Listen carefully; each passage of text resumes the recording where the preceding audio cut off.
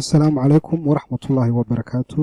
Soo dhowo daawade oo cashar kale oo ku saabsan language-ka aynu baranaynay loo yaqaanay markup language gaar ahaan HTML-kii. Casharkan waa casharkii labaad. Insha Allah waxaynu gudaha usii gali doonaa hadduu Ilaahay qadaro HTML-ka inaynu ka barano qaybo kale oo kasii advanced ama kasii sareeya ama kasii level sareeya intii aynu qaadanay casharkan casharkii ka horreeyay. insha Allah waxaynu qaadan doonaa guud ahaan waxa loo yaqaano doctape-ka waxay yihiin ayaynu eegi doonaa. sidoo kale waxaynu eegi doonaa headings-ka ayaynu qaadan doonaa, noocyada kala duwan ee ciwaanada loo qorto. waxaynu eegi doonaa paragraph-ka iyo qaababka loo qoro HTML-ka dhexdiisa. waxaynu sidoo kale eegi doonaa waxa loo yaqaano text-ka iyo wax kastoo la xiriira haddii ay noqoto boolkiisa ama qaabka bool looga dhigo, qaabka italic looga dhigo, underline qaabka loogu sameeyo, highlight qaabka loogu sameeyo HTML-ka inaga isticmaalayna. sidoo kale waxaynu eegi doonaa abbreviation-ka qaabka loo sameeyo, qoraalada qaabkood sida looga dhigo kuwa deleted ah oo line dhexda ku leh. waxaynu qaadan doonaa subscript-gii iyo superscript-gii hadduu Ilaahay qadaro. sidoo kale waxaynu qaadan doonaa anchors-kii iyo hyperlinks-kii ayaynu qaadan doonaa. mar labaad waxaan leeyahay soo dhawaada muuqaalka kani haddii aad wax ka faa'iidaan waxaan idinka rajaynayaa inaad idinkuna aad subscribe saartaan, sidoo kale channelkiina aad kusoo biirtaan, muuqaalka kana aad like saartaan. waxaan isticmaali doonaa maanta programkii ama applicationkii ama softwarekii aynu isticmaalaynay inaynu koodhkeena ku qorano ee loo yaqaanay magaciisa Visual Studio Codekii ama VS Codekii. waxaa kaloo aynu isticmaali doonaa Google Chrome-ka si aynu u aragno wax kastoo aynu ku qorno koodhkeena marka aynu dhan garaynayno. haddaba seed usoo furanaysaa VS Codekaaga kolley markaad ku shubto VS Codekaaga ama markaad installationka aad samaynayso setupka waxa uu kusoo dhigayaa icon ama option ku siinayaa inaad desktopka aad u dhigato. haddii aad soo samaysay waxaad ku arkay desktopka, haddii kalena startaada ayaad ka dhex baadhi adigoo ku qoraya Visual Studio Code. double click markaad siiso sidoo kale waxaan muuqaalkan uga faa'iidaysanayaa inaan waxoogaha sababtaan ku doortay Visual Studioha inaan idin tuso iyo qaababka uu caawiyo qofka programming-ka samaynaya. haddaba waxaynu samaynaynaa HTML filekii ugu horeeyey inagoo isticmaalaynaa VS Codeka. waxaad imani bartan ay ku taalo ama taabkan loo yaqaano file, waxaad ka doorani new file markaad tidhaahdo waxaad imani halkan waxaad odhani new text file ayaad odhan. new text file markaad tidhaahdo haddaad halkan ku dhufato ay ku qoran tahay select language ood hal mar click-aad ku samayso ood hoos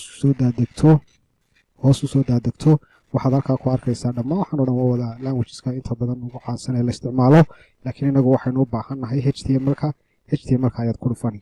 any file aad samayso waxaad u sheegtay VS Codekaagan inuu yahay ama ina code aad qorayso waxa uu yahay inuu HTML u yahay. haddaba waxa ugu horeysa aynu qorayno waxa insha Allah noqon doonaa doctape-ka ayuu noqon doonaa. waxaan leeyahay waxaanu u baahannahay calaamadii ka weyntii iyo ka yartii greater than iyo waxaynu raacin doonaa exclamation mark ama calaamada yar ee shiftiga iyo marka laisku qabto one.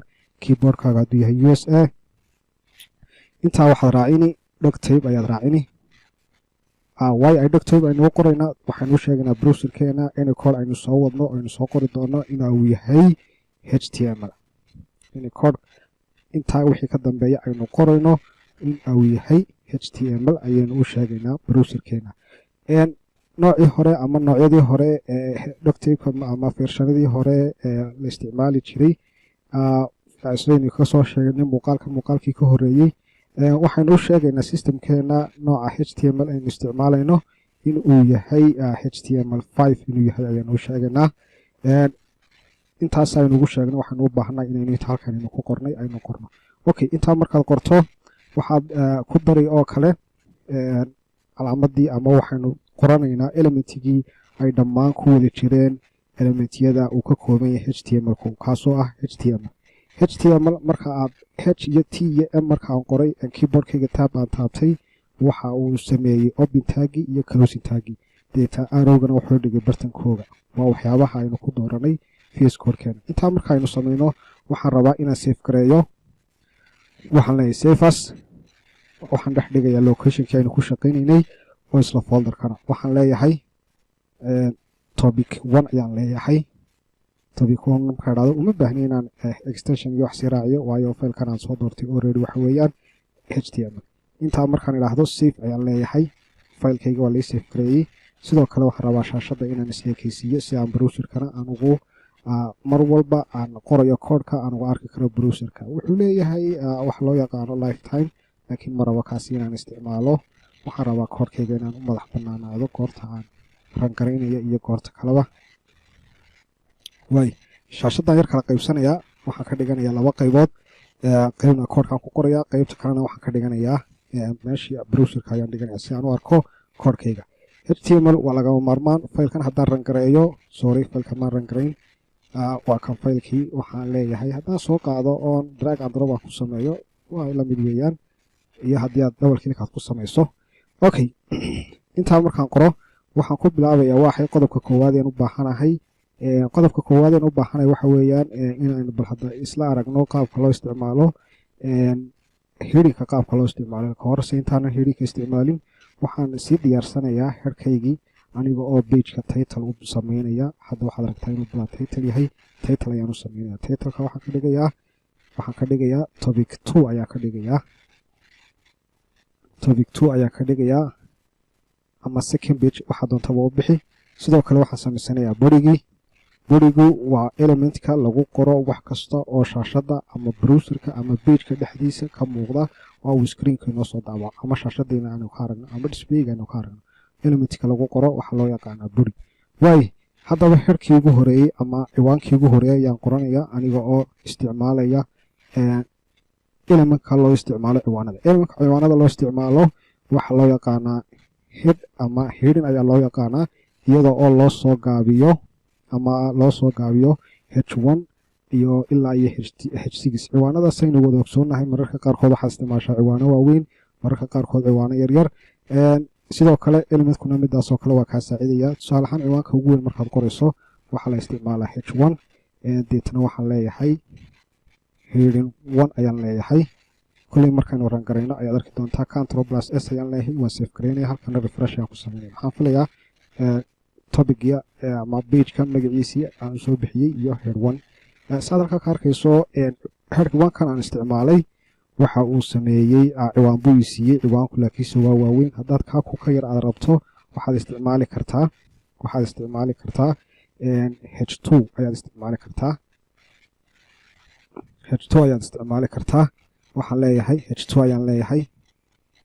ayaan leeyahay ama h2 ayaan leeyahay. waxaan rabay inaan soo yara koobiyeysto, laakiinse waxaan isticmaalayaa qaabkan kale caadi ayaan u qorayaa si aynu isku wada fahno.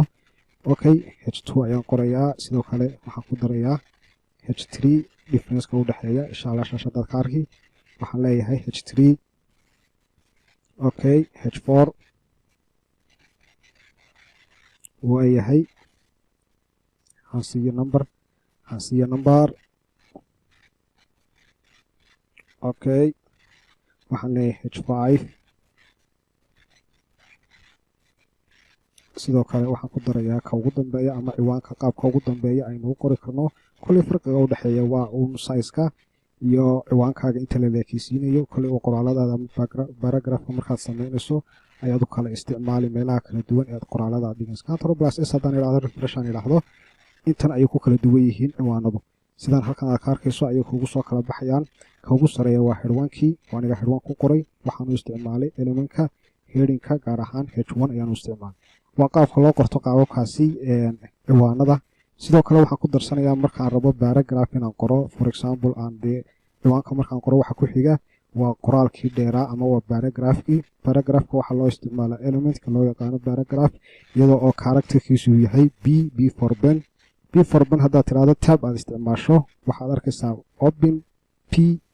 open paragraph iyo closed paragraph, iyadoo oo b for ben aan isticmaalayo. haddaan halkaas soo geliyo wax yar qoraal yar ayaan ku qoranayaa. waxaan leeyahay for example keyboardkayga iska taabanayaa waxoogaa qoraal muusan idiin tuso. qoraalkaasi uu soo baxayo. okay control plus s ayaan leeyahay. waxaan leeyahay refresh. waa kan qoraalkeenii. ama marka aad rabto qoraal waxaad u isticmaali elementka loo yaqaano b. sidoo kale waxaynu u baahannahay paragraphka markaynu qorno mararka qaarkood waxaynu u baahannahay qoraalka qayb ka mid ah inaynu highlight garayno elementka markaan isticmaalay haddaba htmlka qaabka ayaa loo isticmaalaa waxoogaa tegaska markaad rabto inaad highlight garayso waxaa loo isticmaalaa elementka loo yaqaano mark waxaan idin tuso another paragraph ayaan samaysanayaa waxaan leeyahay qoraal ama waxaan ku qorayaa youtube kusoo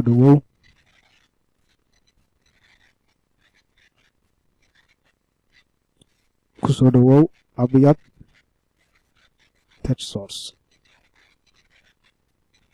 rabitaan ka dhigto yar qurxisto waxaan rabaa haddaba abyad touch source inaan xoogaha aan yar highlight gareeyo qaabkee loo highlight gareeyaa waxaa loo highlight gareeyaa inagoo isticmaalaynaa elementka loo yaqaano mark oo bintaagiisa ayaan qoranayaa abyad touch ayaan rabaa inaan highlight gareeyo waxaan leeyahay mark sorry waan xidhay already automatically isaga ayaa igu xidhay waxaan leeyahay save control plus s refresh haddaan ku sameeyo waxaad arkaysaa halkaa kusoo dhawow abyad touch source laakiin abyad touch source maxaad ku arkaysaa waxoogaa waa la highlight gareeyay iminka haddaba waxaan rabaa inaanu isticmaalo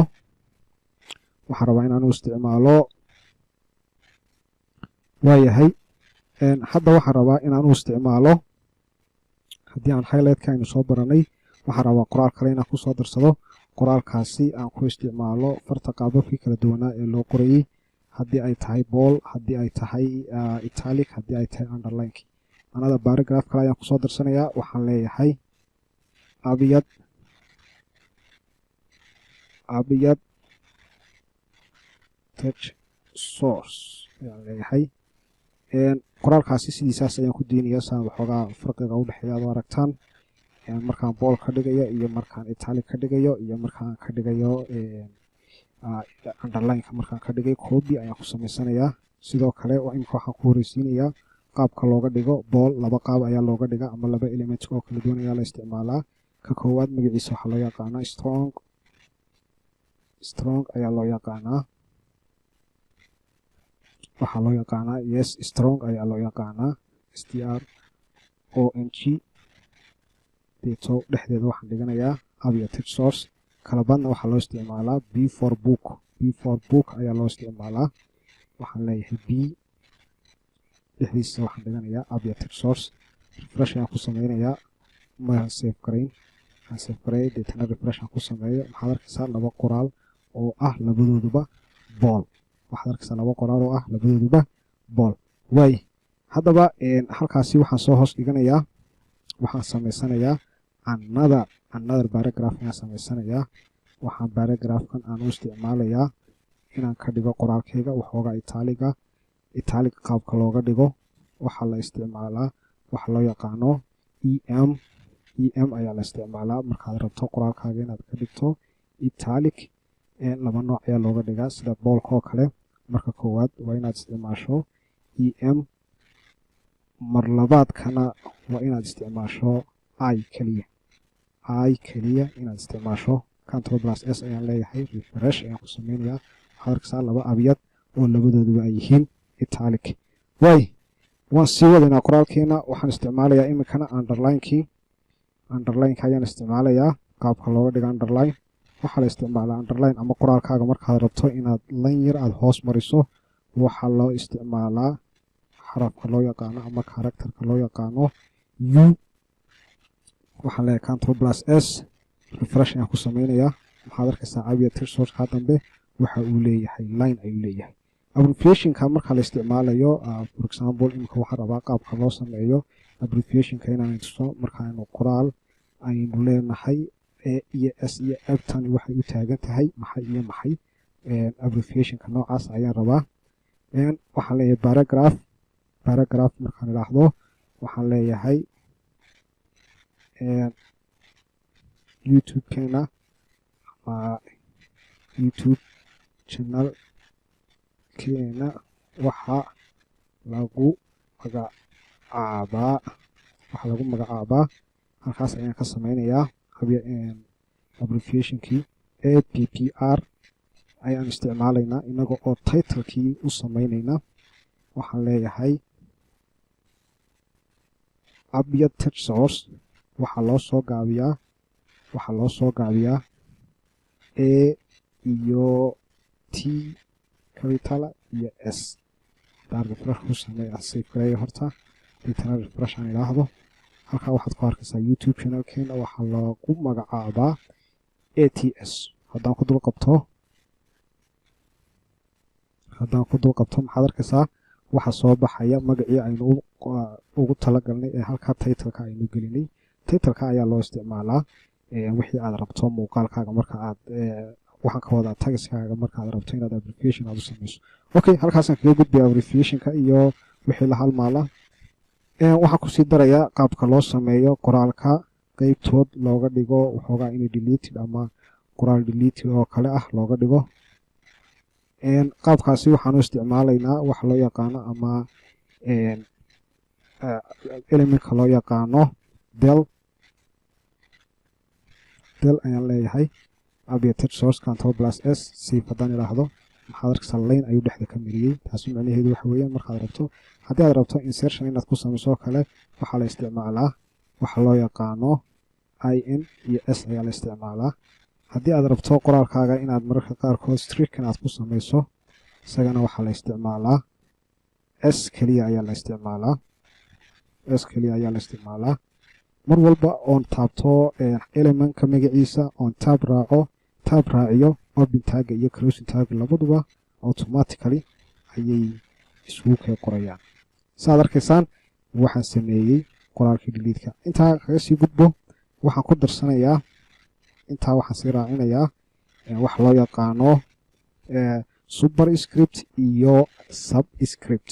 labadoodu waxay kala yihiin ugu horeynta waxaan ku horeyn doonaa superscriptiga aniga oo isticmaalaya waxoogaa abia touch anoo isticmaalaya. waxaan leeyahay abia touch paragraph hortaan qorto.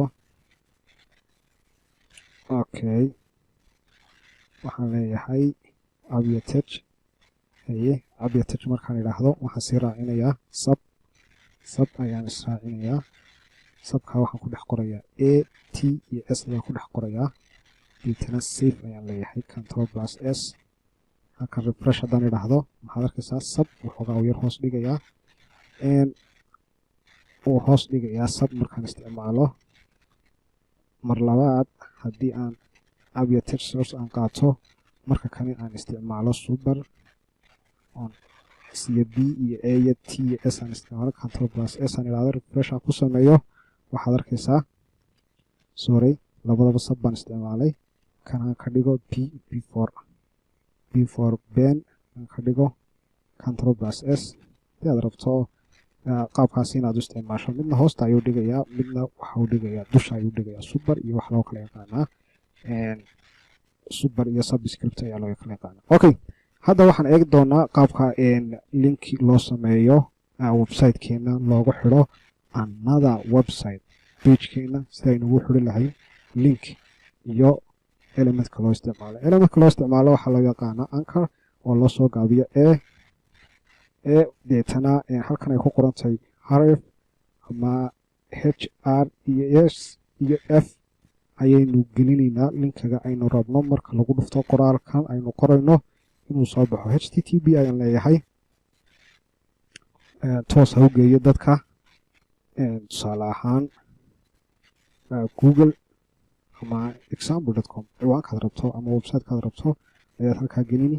waxaad odhani halkan ku dhufaba ayaad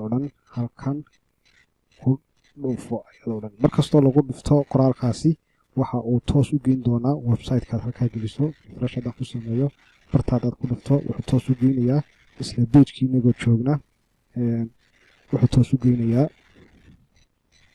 toos u geynayaa linkiga aad geliso. maadaamuu linki aanu jira ahayn ma shaqaynayo. qaabkaasi waa qaabka loo sameeyo markaad rabto websitekeena inaad ku xidho pagekeena markaad rabto inaad ku xidho website kale. haddii aad rabto sidoo kale protocol inaad isticmaasho iyo iftirkeeda waad u isticmaali kartaa. waxaad odhani sidoo kale ayaad odhani markaad tiraahdo marka kani waxaan ka dhiganaynaa waxaynu ka dhiganaynaa protocolkaad rabto inaad isticmaasho ftp ayaan tusaalahaan oo kale ka dhiganayaa ftp-ga markaad qorto linkiga ayaad maxay hadanay ayaad qorani si lamida http-gii deeto ftp-gaaga ayaad raacini ama faylkaaga ftp-ga ahaa baadkiisii domainkiisii deetana waxaad odhani linkii ftp-ga file transfer protocol ah way refresh haddaan ku sameeyo waa kankii kale ftp-giina sorry halkaa maxaan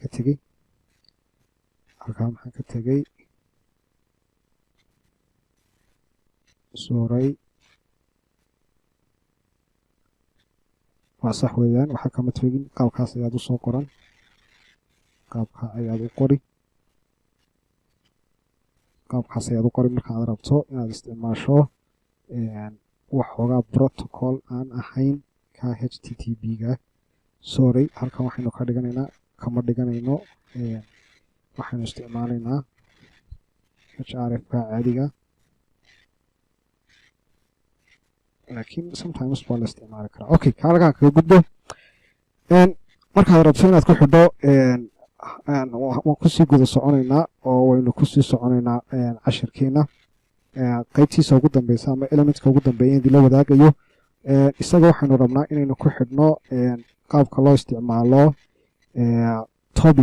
topiga qaabka loogu sameeyo links sida loogu sameeyo for example topigeeni ugu sareeyey ee halkaa yaalay ama topigani ama topic halkaa aynu ku koobiyeynayno marlabaad ayaan koobiyeysanaya intan isaanan marlabaad aanan u qorin waxaan leeyahay halkaas ayaan dhiganayaa safe ayaan leeyahay qoraalkaa sareen halkaa dhigay ciwaan ayaan u sameynayaa ciwaankaasi waxaan qaadanayaa herwanka waxaan leeyahay waxaan u bixinayaa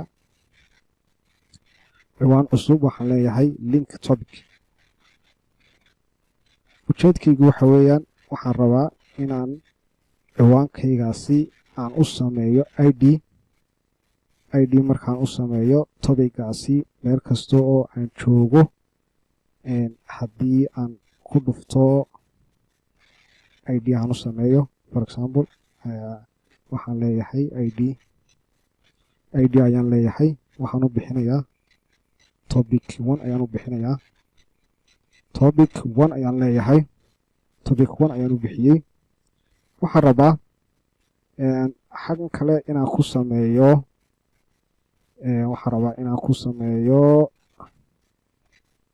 contentskiisa waxaan rabaa inaan ku sameeyo hoostan hoose aan idhaahdo horta safe aan idhaahdo halkana refresh aan ku sameeyo halkan waxaad ku arkaysaa ciwaan waayahay halkan aan idhaahdo waxoogaa qoraal yaroo kale ayaan qoranayaa qoraalkan markaan qorto waxaan leeyahay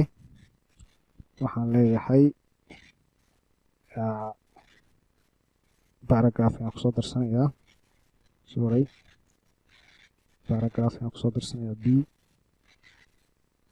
halkii ugu hooseysay ayaan tusaale ahaan leeyahay halkii ugu hooseysay ayaan leeyahay halkii ugu hooseysay markaan idhaahdo for example topicii sare ayaan rabaa inaan ku noqdo halkii aan maanta dhan scrollka aan kor iyo hoos aan u socon lahaa waxaan u sameynayaa in haddii lagu dhufto for example id-ga aynu u bixinay muxuu ahaa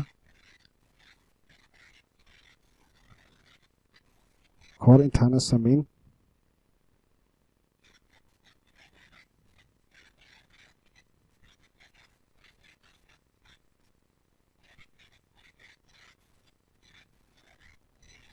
waayahay halkan haddii lagu dhufto waa halkii bejkayga ugu hooseysay waxaan rabaa markasta oo click lagu sameeyo inuu bartaa sare uu automatically isku geeyo waxaan u isticmaalayaa qaabkan aan sameeyey imika id-ga intaan header 1 intaan soo qaatay ayaan id u sameeyey deetana waxaan u bixiyey magaca waxaa doontaa ayaad qaadan kartaa copy markaan idhaahdo ee kan ugu hooseeya ee aan ku xidhayo ayaan kusoo baasgaraynayaa markaan ku baasgareeyo safe ayaan leeyahay refresh ayaan ku sameynaya haddii aan halkan ku dhufto halkii sare ayaan kusoo noqday maxaa taasi kuu cadaynaysaa bejkaygu aad ayuu kooban yahay ma arki kartid laakiin haddaan sizeka soo yareeyo sizeka haddaan soo yareeyo oon inta yar aan ka dhigo waxoogaan kasii yareeyo weliba sizekiisa haddaan yareeyo oon kasii dhigo weliba intaa haddaan kasii dhigo oon hoos usoo daadego oon linkigii ugu hooseeyan halkaaynu kasoo sameynay hal mar haddaan halkaasaan ugu dhufto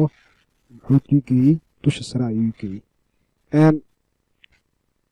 waxaan kusoo koobayaa waa qaabka aynu rabno inaynu iskugu xidhno tobigyada qaabkaas waa qaabka aynu rabno tobigyada inaynu isugu xidhno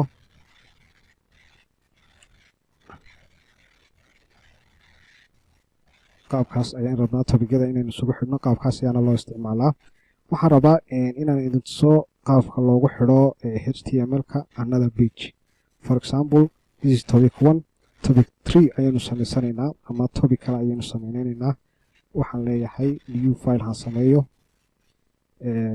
new text file ayaan samaysanayaa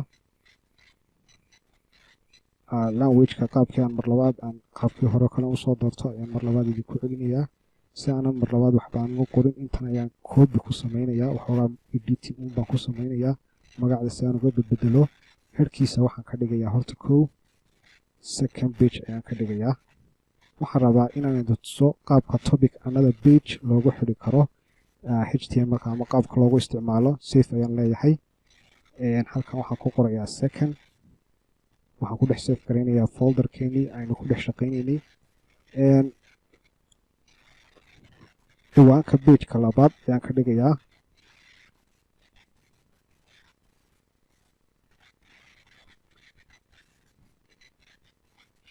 ciwaanka pageka labaad waay topica halkan waxaan ka dhigayaa second ayaan ka dhigayaa second 1 ayaan ka dhigayaa safe markaan idhaahdo waxaan rabaa iminka inagoo iska joogna labada page bahaan soo furto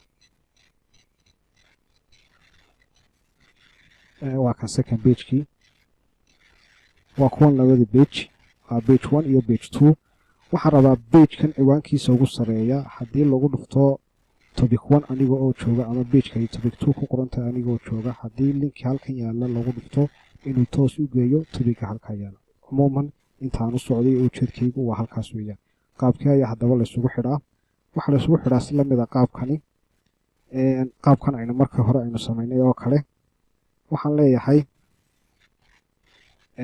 waxaad igu xidhaa id-ga ciwaanka aynu rabno inaynu ku xidhanno waa magicii ama id-gaasi waa maxay waxa weeyaan second 1 weeyaan second 1 weeyaan waxa ka horeeya id-ga markaa id-ga waxa ka horeeya inaynu raacino id-ga waxa ka horeeya inaynu raacino bageka magaciisa inaynu raacino ayaa ka horeeya oo waxaan leeyahay tusaale ahaan waxaan leeyahay duulaha ku idmaayo second page.html waa bagekan aynu rabno inaynu ku xidhanno magaciisa intaa waxaan sii raacinayaa topiga ama ciwaanka aynu rabno inaynu ku xidhanno halkan waxaan ku dhex qorayaa qoraalkiisa second page ayaan ku qorayaa halkan aynu ka arkaynaa second page ayaan leeyahay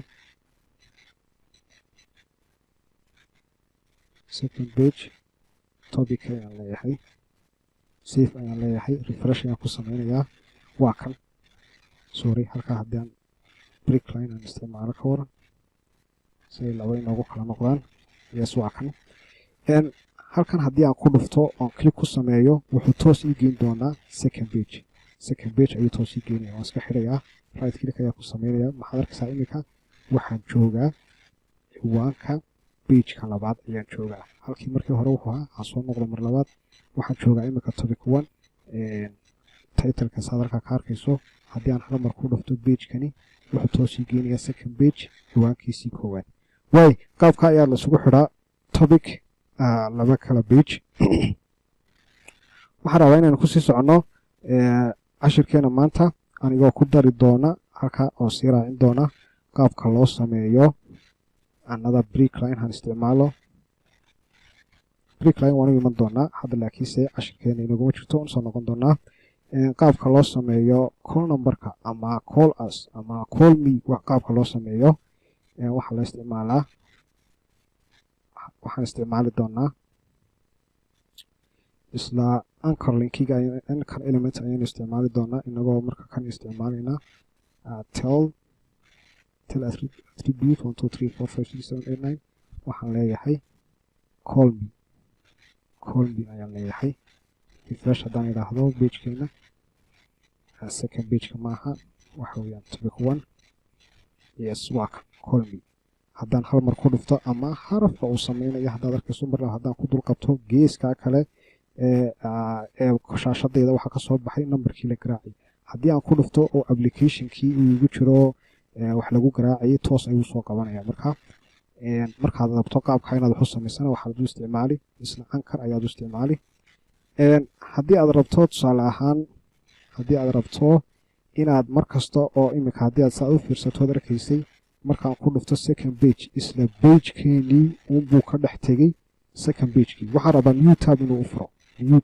inuu u furo ayaan rabaa qaabka ayaa loo sameeyaa waa la mid uu qaabkan aynu iminka isticmaalaynay br tag aan isticmaalo ee waxaan leeyahay page kale ayaan rabaa marka kale inaan ku xidhmo pageka magaciisu waxa weeyaan example.com weeyaan waxaanu sii raacinaynaa waxa kani waxaa loo yaqaanaa waynu naqaanay taggeena inta tani waxaa loo yaqaanaa attribute ayaa loo yaqaanaa waxa uu yahay insha allah waynu ka hadli doonaa waxaan leeyahay targetka ama waxa la sameynaya ama actionka la sameynaya waa maxay waa blank page weeyaan waxaan leeyahay ku dhufo halkan oo tag new page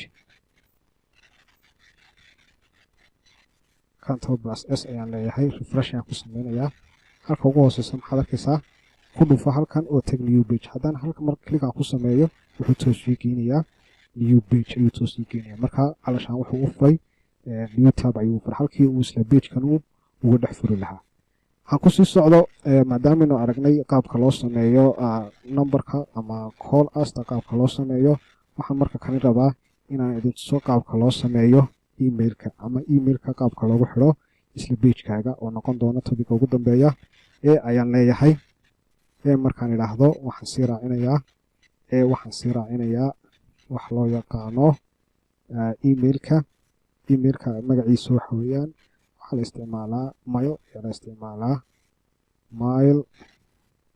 mail to ama mail to oo emailka halkii aynu u diraynaya intaa waxaynu ku daraynaa emailka magaciisii oo emailkeygii waxa weeyaan tusaale ahaan @com ama waxaan leeyahay abiyad @gmail.com ayaan leeyahay abiyad@gmail.com ayaan leeyahay deetana halkan waxaan leeyahay send me email control plus s haddaan idhaahdo refresh aan ku sameeyo halkan maxaad kusoo arkaysaa